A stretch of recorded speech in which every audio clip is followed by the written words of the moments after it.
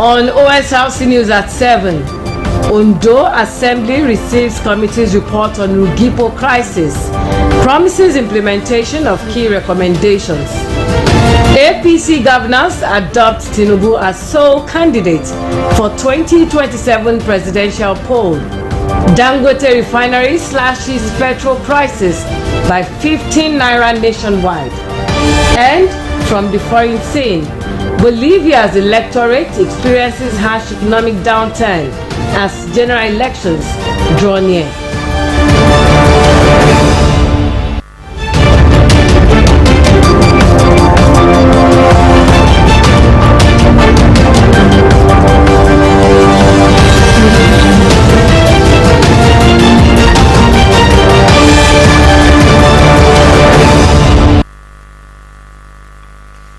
Good evening. Thank you for joining us on Osrc News at 7. My name is Odunayo Sawyer, and we begin tonight's bulletin with the crisis rocking the Rufus Giwa Polytechnic, and the Ondo State House of Assembly has received the report of its ad hoc committee set up to investigate the remote causes. The committee, after thorough deliberations and consultations, has made far-reaching recommendations aimed at restoring lasting peace and progress to the institution. House of Assembly correspondent Omoshiliola Adesoye Ajayi reports. Following recent unrest and lingering issues at Rufus Giwa Polytechnic, the Ondo State House of Assembly constituted another committee to unravel the root causes of the crisis and provide sustainable solutions.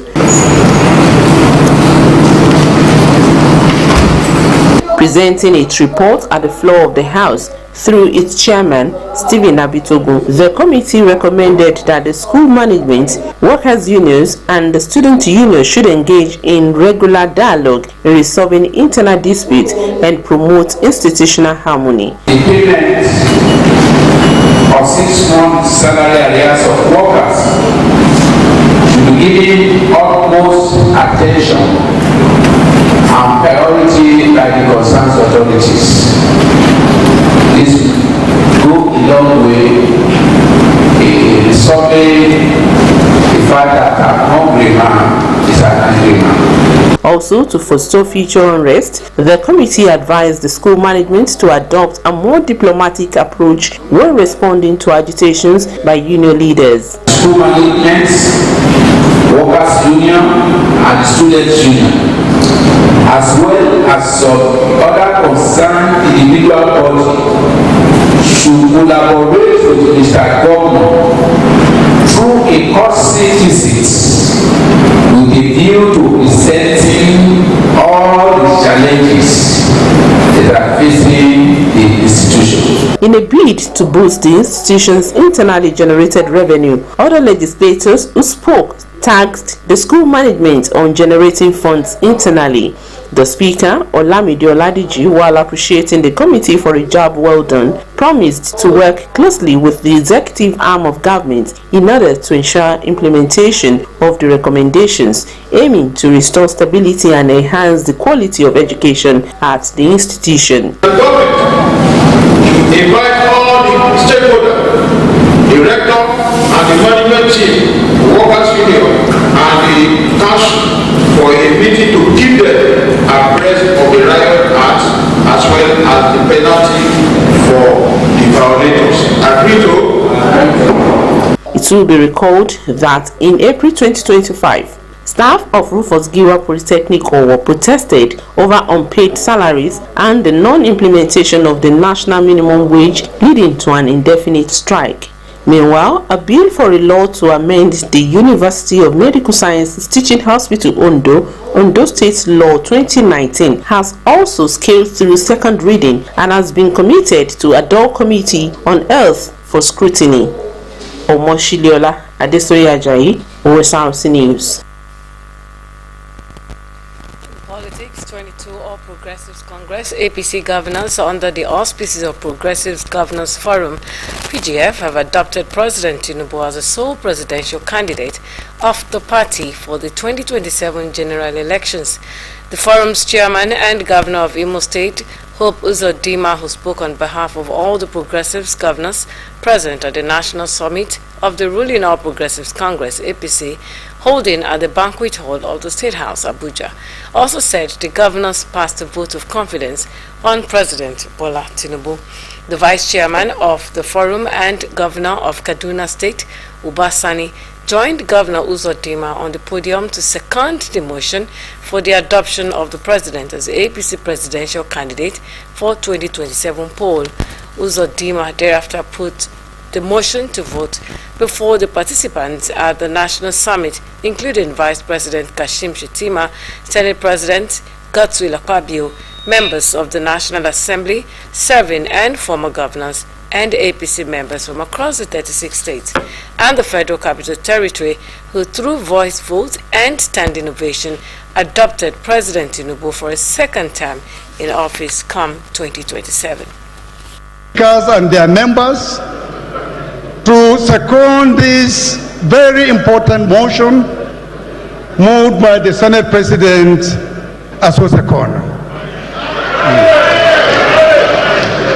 Distinguished colleagues, right honorable members, members of the houses of assemblies across Nigeria, those in support of the motion, seconded rightly by the right honorable Speaker, Tajuddin Abbas, PhD, GCON, those in support, give me your voice and say, ah!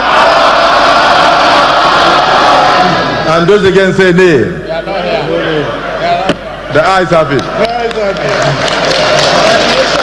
Congratulations, Mr. President.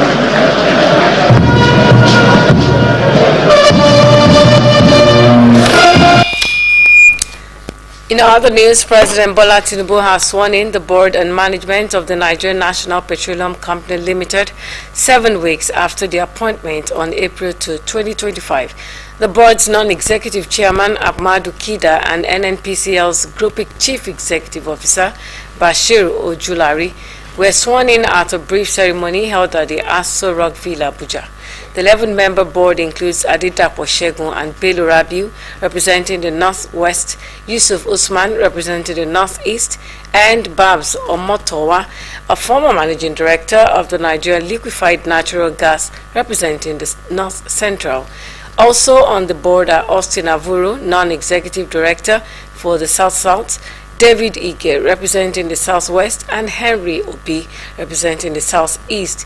Lydia Jafia, Permanent Secretary of the Federal Ministry of Finance, will serve on the board as the ministry's representative, while Aminu Ahmed will represent the Ministry of Petroleum Resources.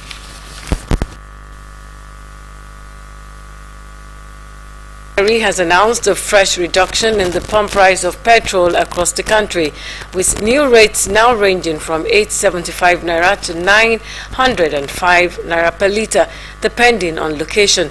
The new price regime, which marks a 15 naira reduction per litre across all regions and partner retail outlets, was posted on the official social media handle of Dangote Refinery. It applies to all major fuel marketers in partnership with the refinery. In the earlier pricing template, Lagos residents paid 890 naira per litre, while prices rose to 920 naira in the Northeast and South-South regions.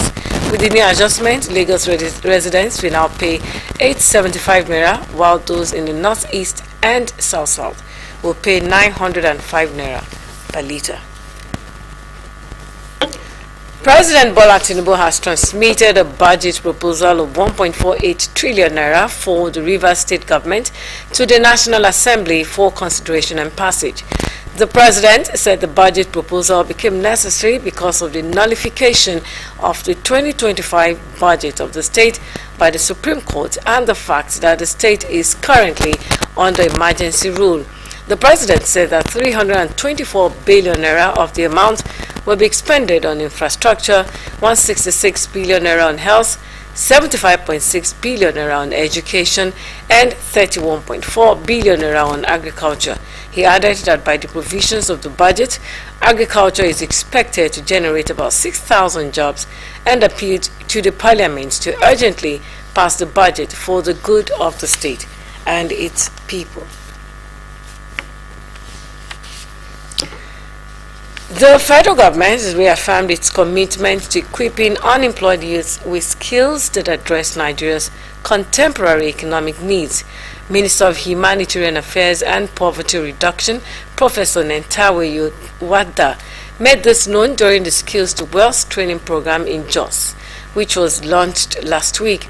The minister explained that the initiative aims to arm young people with practical skill sets that enable them to participate productively in the economy. Yowada noted that the program, which targets 10 million beneficiaries within 1 year, started with a pilot 27 participants per state, selected across the 6 geopolitical zones, undergoing training in 3 key sectors of agriculture, automobile technology, and renewable energy.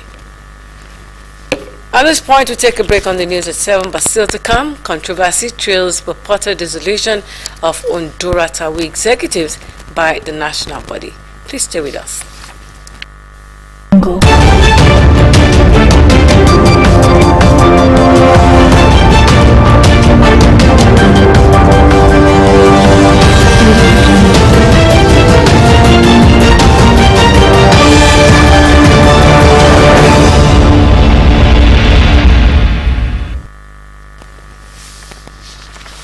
You're welcome back. You're still watching the Osrc News at 7. You can watch us live on our website www.osrc.ng or follow us on Facebook at Osrc TV, and on YouTube you can subscribe to our channel Osrc TV Ondo.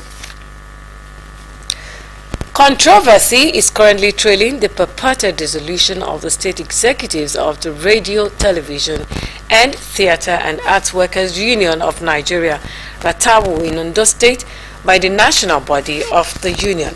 Members of the union are also protesting the setting up of a caretaker committee to oversee the affairs instead of conducting an election after the expiration of the tenure of the present leadership in the state. The Osrc chapter, in a statement, condemned the dissolution and blamed the decision of the National Secretariat of the Union on the plans by some elements within the State Council to cause disharmony ahead of the National Convention. The National Secretariat of Ratawu had set up a 5-man caretaker committee to handle the affairs of the Ondo State Council following the dissolution of the State Executive. Members of the committee, which cut across various chapters, are Femi Dairo, Adirunke Adeboboye, Bodiaye Joto, Akaki Kube, and Ramon Badamosi. The National Secretary, Udu Akwanso, said the caretaker committee will be in office pending when proper elections would be conducted in Ondo State Council. A former member of the Red Chamber, Dr. Bode Olajumoke, will on July 1 celebrate his 81st birthday in what promises to be a grandiose occasion. Central to the celebration is the Bode Olajumoke Education and Hospitality Initiative, established during his 80th birthday to commemorate his lifelong commitment to public service and human capital development. During a press briefing held in Akure, the initiative announced plans to mobilize resources towards providing educational opportunities for vulnerable populations across the country. Osrc's Abidemi Akinrotoye reports that the renowned philanthropist who was born in Lagos on July 1, 1944, hails from Imeri in Osrc local government area of Ondo State. The report is presented from our studio. As the prestigious 81st birthday of Dr. Bode Olajumoke draws near, members of the Education and Hospitality Initiative reflect on his remarkable contributions as a visionary leader who has dedicated his life to empowering others. Chairman of the board, Ade Ayeni, disclosed that the event in July will feature a series of impactful programs, including educational grants and bursaries aimed at supporting underprivileged students. He also said the process of selection will be transparent to identify deserving beneficiaries. It is a kind of foundation which has been set up in honor of Dr. Bode Olajumoke because of his philanthropic spirit, which has generated so much positive energy all over the country. And we believe that this we should have a legacy after him. We have decided that July 1st, there will be a lecture in honor of Dr. Bode Olajimoke, because that is that day, 1st July, first activity. And we also think that other activities will come later. Speaking in Yoruba, the convener, Dr. Bode Olajimoke, shared how the legacy of his father, who overcame humble beginnings, continues to inspire his passion for giving back to society. Bàbá ò kàwé ṣùgbọ́n ó tiraka púpọ̀. Ọmọ máa sọ fún wa pé ọmọ ẹran tí ẹ mọ ẹni tẹ́ ń ṣe o, ọmọ àtàpátá dìde ní. Mo mọ̀ pé débi tí bàbá wà lọ́rùn sí ó ń wò wá. Pẹ̀lú àìní náà ni bàbá fi ràn wá lọ́wọ́ tán fi gbé wá dìde gbogbo àwọn ẹ̀gbọ́n mi àwọn àbúrò mi, so ó ti wà nú ẹbí àwa mọ rírì nǹkan tí bàbá ṣe fún wa. Àpẹẹrẹ ni à ń fi sílẹ̀ sí pé ọmọ aláìní wọn gbọ́dọ̀ jẹyà nípa orí ọ̀fẹ́ tí Ọlọ́run fún wa. Members of the initiative have pledged their full commitment to making the birthday celebration not just a festivity but a platform for meaningful impact. Pray that God will give you long life, sir. We are here to support and to do whatever we can so that this education, endowment fund and hospitality will continue even after he had answered the call of Almighty, maybe in another 20-30 years. The foundation that has been established in his honor will be strong, well established before we do the send forth, and that he shall continue to do what he has been doing, helping the vulnerable, the disabled, and all others. That is the whole essence of the foundation, and each one of us here is committed to making sure that this foundation will be had in all nook and corners of Nigeria and beyond. As preparations intensify for the July event, Dr. Olajimoke's enduring legacy remains a source of inspiration, encouraging present and future generations to embrace service, strive for excellence, and leave a lasting positive mark on the world. In the same vein, a philanthropist, Samuel Ajayi, is championing children's education in Ondo State through scholarships and donations. His initiative comes at a time when many school-aged children are unable to access quality education due to financial constraints. Blessing Obey reports that the foundation recently extended its outreach to several schools in Ijare, Ifedore local government area. The report. Education is widely regarded as the key to success, but for many families, the cost of quality schooling remains a major hurdle. According to the United Nations Children's Fund, UNICEF, an estimated 18 million Nigerian children are currently out of school due to financial challenges. To tackle this issue, the Samuel Ajayi Foundation, a non-governmental organization, is empowering students across Ondo State. The foundation began a series of school visits in Ijare, Ifedore local government area, offering scholarships and educational support. The first stop was St. Peter's Anglican Primary School, where the foundation pledged to cover school fee for selected pupils and fund common entrance examination fee for primary 6 students. So happy. Within me, as if I should be jumping up or be holding my body on the ground for what my God has done for me. I'm paying the school fees of all the children in this school and I also pay for primary 6 common entrance. It's wonderful. The outreach continued to CAC Comprehensive High School and Anglican Grammar School, where 10 students from each school were awarded scholarships and annual commitments by the convener to support their secondary education. Extending is scholarship to the students of CAC Comprehensive High School on behalf of every student in this period to thank him for the scholarship that is given to us. I want to continue to bless him rightly said on the assembly ground, the man in question, Ajayi Samuel, has been one of us, he's a son of the soil, and he has given some of our students scholarship in the recent past. And we still promise that he's going to do more. We are only praying for him. All is the devil that God will crown it in the mighty name of Jesus. It make other people like they want to buckle up so that they too win something like this. But the people that benefited from it too, they will also improve in their academic performances, and like they want to make him proud. Like they do not want to make him regret about like taking this step. This is giving back. It's very rare seeing people like that coming, trying to give back to the society that made them. You know, usually what we used to say in the past, you see people, once they make it, they forget about their source. But I want to say this, I strongly commend him for that bold step. For Samuel Ajayi, the initiative is inspired by divine calling to give back to his roots and help students remain focused on their studies. A mission, he says, will continue. Something that I have in mind to do, but when it is right time before God just say, oh, go ahead and do this. God send me to go and do it. I won't do anything that God will not tell me to do. I don't do anything coming from the flesh. So all my operation by God's grace is coming through inspiration. We need to touch their lives, and so we went to the schools and we start sensitizing them, telling them, and the response has been so wonderful. Many children who have dropped from school, who cannot go to private school, they are now coming back to schools because somebody has paid their school fees.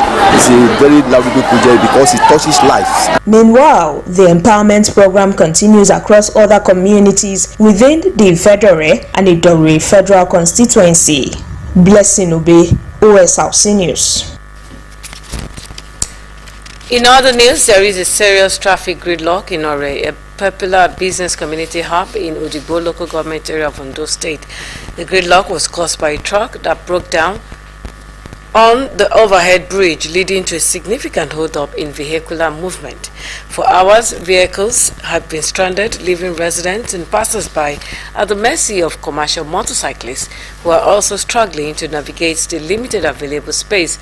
Travelers from the Okitupa axis are unable to move past the overhead bridge, while commuters from the Ondo axis are experiencing similar difficulties.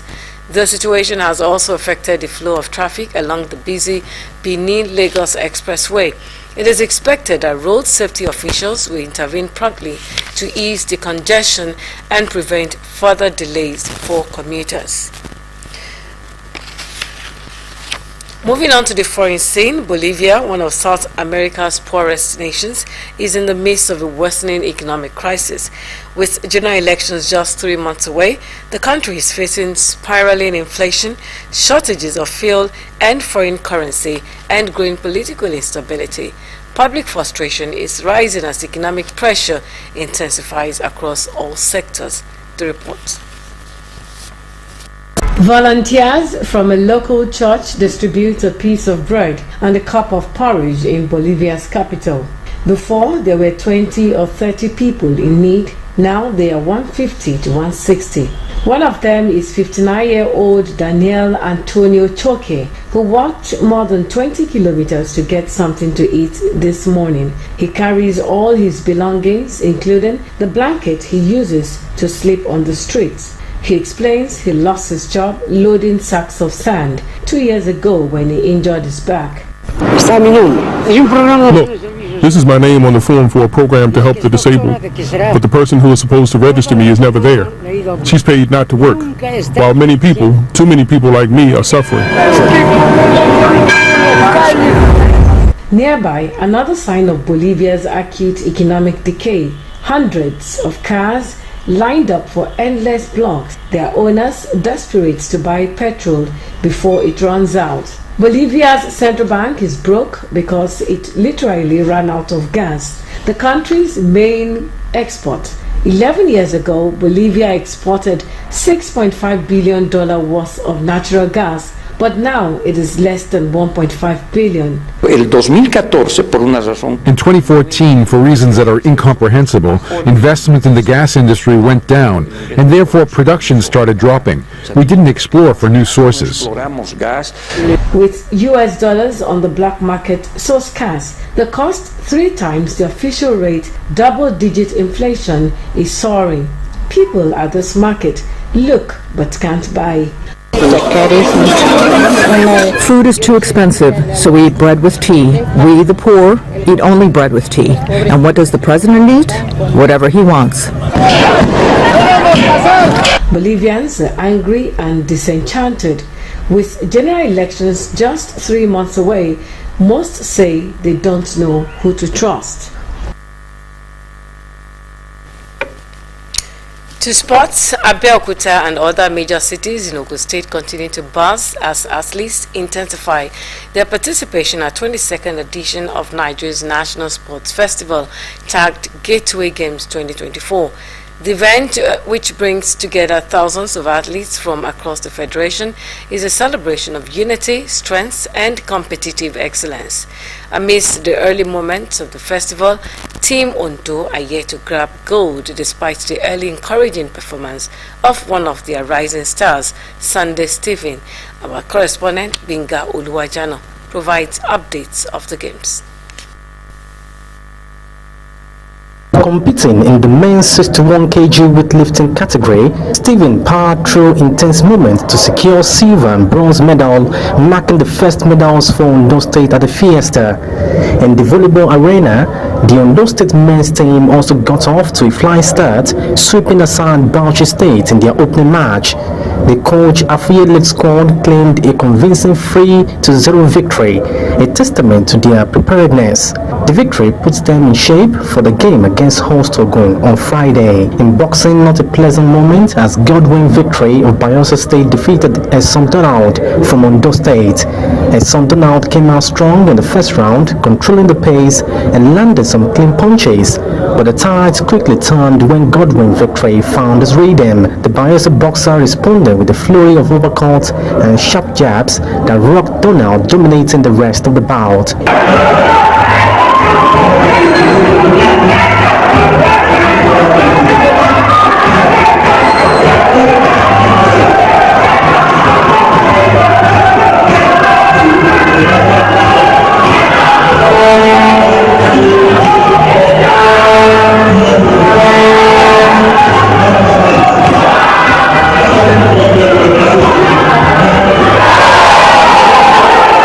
In the end, the judges handed a unanimous 5-0 decision in favor of Godwin Victory, giving Bayelsa State the win and sending Ondo State back to the drawing board.